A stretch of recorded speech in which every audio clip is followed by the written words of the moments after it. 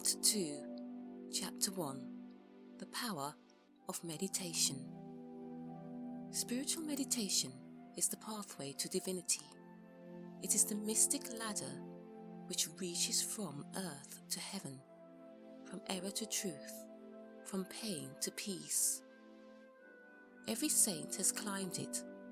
Every sinner must sooner or later come to it, and every weary pilgrim that turns his back upon self and the world and sets his face resolutely towards the Father's home must plant his feet upon its golden rounds. Without its aid you cannot grow into the divine state, the divine likeness, the divine peace, and the faceless glories and unpolluting joys of truth will remain hidden from you. Meditation is the intense dwelling in thought upon an idea or theme with the object of thoroughly comprehending it, and whatsoever you constantly meditate upon, you will not only come to understand, but will grow more and more into its likeness, for it will become incorporated into your very being, will become, in fact, your very self. If therefore you constantly dwell upon that which is selfish and debasing, you will ultimately become selfish and debased. If you ceaselessly think upon that which is pure and unselfish, you will surely become pure and unselfish. Tell me what that is upon which you most frequently and intensely think, that to which in your silent hours your soul most naturally turns, and I will tell you to what place of pain or peace you are travelling, and whether you are growing into the likeness of the divine or the bestial. There is an unavoidable tendency to become literally the embodiment of that quality upon which one most constantly thinks. Let therefore the object of your meditation be above and not below, so that every time you revert to it in thought, you will be lifted up. Let it be pure and unmixed with any selfish element. So shall your heart become purified and drawn nearer to truth, and not defiled and dragged more hopelessly into error. Meditation in the spiritual sense, in which I am now using it, is the secret of all growth in spiritual life and knowledge. Every prophet, sage and saviour became such by the power of meditation. Buddha meditated upon the truth until he could say, "I am the truth." Jesus brooded upon the divine immanence until at last he could declare, "I and my Father are one." Meditation, centered upon divine realities, is the very essence and soul of prayer. It is the silent reaching of the soul toward the eternal. Mere petitionary prayer without meditation is a body without a soul, and is powerless to lift the mind and heart above sin and affliction. If you are daily praying for wisdom, for peace, for loftier purity, and a fuller realization of truth, and that for which you pray is still far from you, it means that you are praying for one thing while living out in thought and act another. If you will cease from such waywardness, taking your mind off those things the selfish clinging to, which debars you from possession of the stainless realities for which you pray, if you will no longer ask God to grant you that which you do not deserve, or to bestow upon you that love and compassion which you refuse to bestow upon others, but will commence to think and act in the spirit of truth, you will day by day be growing into those realities, so that ultimately you will become one with them. He who would secure any worldly advantage must be willing to work vigorously for it, and he would be foolish indeed who, waiting with folded hands, expected it to come to him for the mere asking. Do not then verily imagine that you can obtain the heavenly possessions without making an effort. Only when you commence to work earnestly in the kingdom of truth will you be allowed to partake of the bread of life, and when you have, by patient and uncomplaining effort, earned the spiritual wages for which you ask, they will not be withheld from you.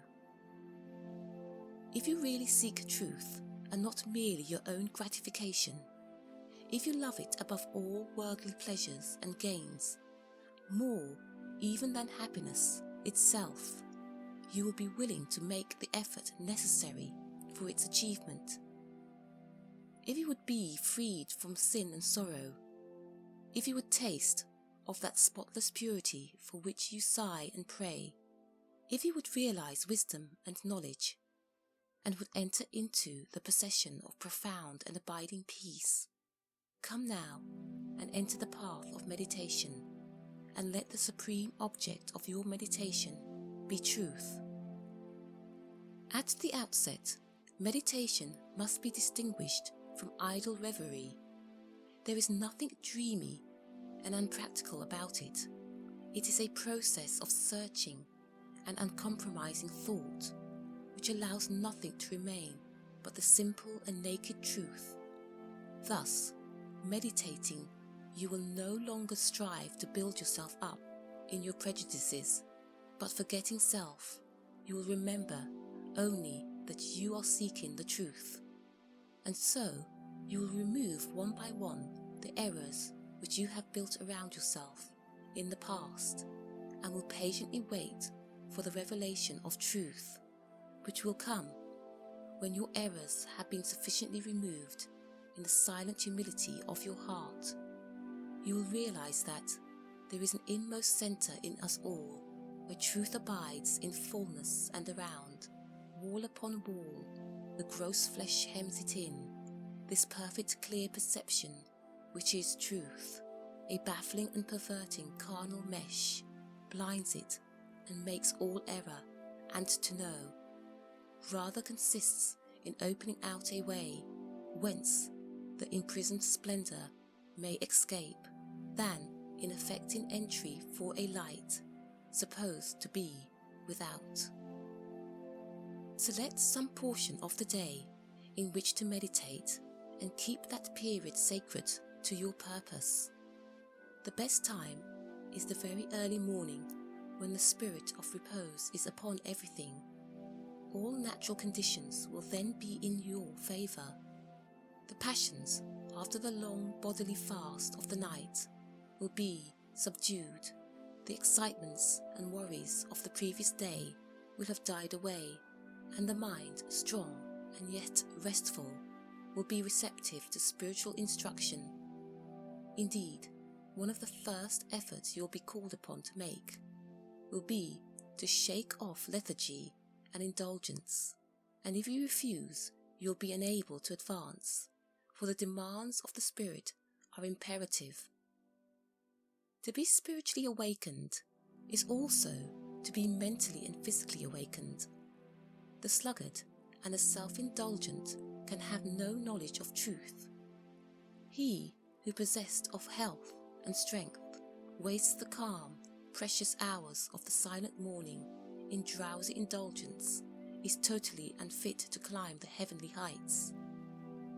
He whose awakening consciousness has become alive to its lofty possibilities, who is beginning to shake off the darkness of ignorance in which the world is enveloped, rises before the stars have ceased their vigil, and grappling with the darkness within his soul, strives by holy aspiration to perceive the light of truth, while the unawakened world dreams on. The heights of great men, reached and kept, were not attained by sudden flight, but they, while their companions slept, were toiling upward in the night.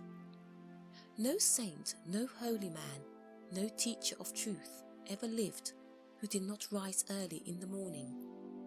Jesus habitually rose early and climbed the solitary mountains to engage in Holy Communion. Buddha always rose an hour before sunrise and engaged in meditation, and all his disciples were enjoined to do the same. If you have to commence your daily duties at a very early hour and are thus debarred from giving the early morning to systematic meditation, try to give an hour at night, and should this, by the length and laboriousness of your daily task, be denied you, you need not despair, for you may turn your thoughts upward in holy meditation in the intervals of your work, or in those few idle minutes which you now waste in aimlessness, and should your work be of that kind which becomes, by practice, automatic, you may meditate while engaged upon it. That eminent Christian saint and philosopher, Jacob Boehme, realized his vast knowledge of divine things whilst working long hours as a shoemaker. In every life there is time to think, and the busiest, the most laborious, is not shut out from aspiration and meditation. Spiritual meditation and self-discipline are inseparable. You will therefore commence to meditate upon yourself, so as to try and understand yourself. For, remember, the great object you will have in view will be the complete removal of your errors in order that you may realize truth. You will begin to question your motives, thoughts, and acts, comparing them with your ideal and endeavoring to look upon them with calm and impartial eye. In this manner, you will be continually gaining more of that mental and spiritual equilibrium, without which men are but helpless straws upon the ocean of life. If you are given to hatred or anger, you will meditate upon gentleness and forgiveness, so as to become acutely alive to a sense of your harsh and foolish conduct. You will then begin to dwell in thoughts of love, of gentleness, of abounding forgiveness, and as you overcome the lower by the higher, there will gradually silently steal into your heart a knowledge of the divine law of love, with an understanding of its bearing upon the intricacies of life and conduct. And in applying this knowledge to your every thought, word, and act, you will grow more and more gentle, more and more loving, more and more divine, and thus with every error, every selfish desire, every human weakness, by the power of meditation, is it overcome. And as each sin, each error is thrust out, a fuller and clearer measure of the light of truth illumines the pilgrim soul. Thus, meditating will be ceaselessly fortifying yourself against your only real enemy, your selfish, perishable self, and will be establishing yourself more and more firmly in the divine and imperishable self that is inseparable from truth. The direct outcome of your meditations will be a calm spiritual strength, which will be your stay and resting place in the struggle of life. Great is the overcoming power of holy thought, and the strength and knowledge gained in the hour of silent meditation will enrich the soul with saving remembrance in the hour of strife, of sorrow, or of temptation. As by the power of meditation you grow in wisdom, you will relinquish more and more your selfish desires, which are fickle, impermanent, and productive of sorrow and pain, and will take your stand with increasing steadfastness, and trust upon unchangeable principles, and will realize heavenly rest. The use of meditation is the acquirement of a knowledge of eternal principles, and the power which results from meditation is the ability to rest upon and trust those principles, and so become one with the eternal. The end of meditation is therefore direct knowledge of truth, God, and the realization of divine and profound peace. Let your meditations take their rise from the ethical ground which you now occupy. Remember that you are to grow into truth by steady perseverance. If you are an Orthodox Christian, meditate ceaselessly upon the spotless purity and divine excellence of the character of Jesus, and apply his every precept to your inner life and outward conduct, so as to approximate more and more towards his perfection. Do not be as those religious ones who, refusing to meditate upon the law of truth and to put into practice their precepts given to them by their master, are content to formally worship, to cling to their particular creeds, and to continue in the ceaseless round of sin and suffering. Strive to rise by the power of meditation above all selfish clinging to partial gods or partly creeds, above dead formalities and lifeless ignorance. Thus walk in the high way of wisdom with mind fixed upon the spotless truth. You shall know no halting place short of the realization of truth. He who earnestly meditates first perceives a truth, as it were, afar off, and then realizes it by daily practice.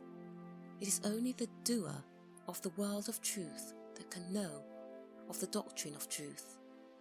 For though by pure thought the truth is perceived, it is only actualized by practice. Said the divine Buddha, "He who gives himself up to vanity and does not give himself up to meditation, forgetting the real aim of life and grasping at pleasure, will in time envy him who has exerted himself in meditation."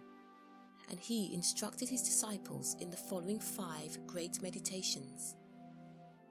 The first meditation is a meditation of love, in which you so adjust your heart that you long for the weal and welfare of all beings, including the happiness of your enemies. The second meditation is the meditation of pity, in which you think of all beings in distress, vividly representing in your imagination their sorrow and anxieties, so as to arouse a deep compassion for them in your soul. The third meditation is a meditation of joy, in which you think of the prosperity of others and rejoice with their rejoicing.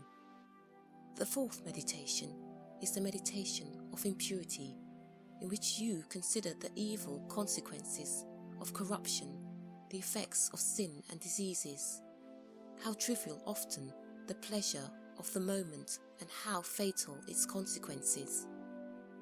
The fifth meditation is the meditation on serenity, in which you rise above love and hate, tyranny and oppression, wealth and want, and regard your own fate with impartial calmness and perfect tranquility.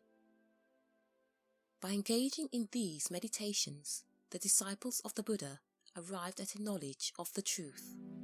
But whether you engage in these particular meditations or not matters little, so long as your object is truth, so long as you hunger and thirst for that righteousness which is a holy heart and a blameless life. In your meditations, therefore, let your heart grow and expand with ever-broadening love until freed from all hatred and passion and condemnation, it embraces the whole universe with thoughtful tenderness. As the flower opens its petals to receive the morning light, so open your soul more and more to the glorious light of truth. Soar upward upon the wings of aspiration. Be fearless and believe in the loftiest possibilities. Believe that a life of absolute meekness is possible. Believe that a life of stainless purity is possible. Believe that a life of perfect holiness is possible.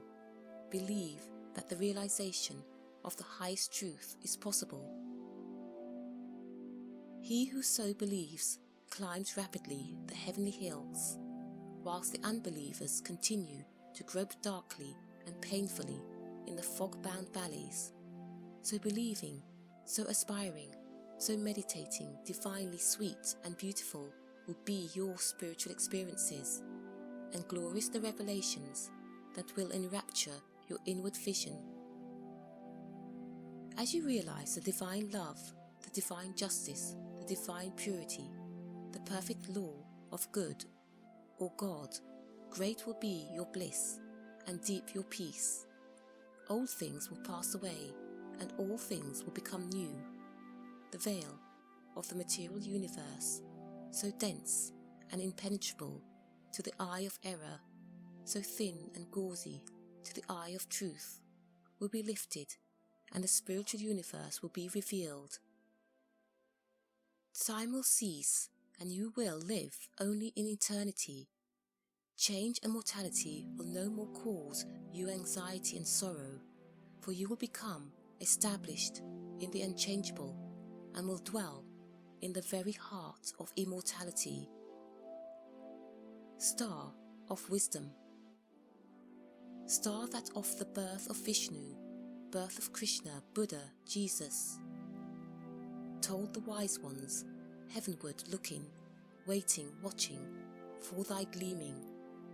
In the darkness of the night time, in starless gloom of midnight, shining herald of the coming, of the kingdom, of the righteous, teller of the mystic story, of the lowly birth of Godhead, in the stable of the passions, in the manger of the mind-soul, silent singer of the secret, of compassion deep and holy, to the heart with sorrow burdened, to the soul with waiting weary, star of all surpassing brightness, thou again dost deck the midnight, thou again dost cheer the wise ones, watching in the creedal darkness, weary of the endless battle, with the grinding blades of error, tired of lifeless, useless idols, of the dead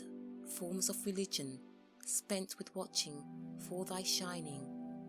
Thou hast ended their despairing, thou hast lightened up their pathway, thou hast brought again the old truths to the hearts of all thy watchers, to the souls of them that love thee.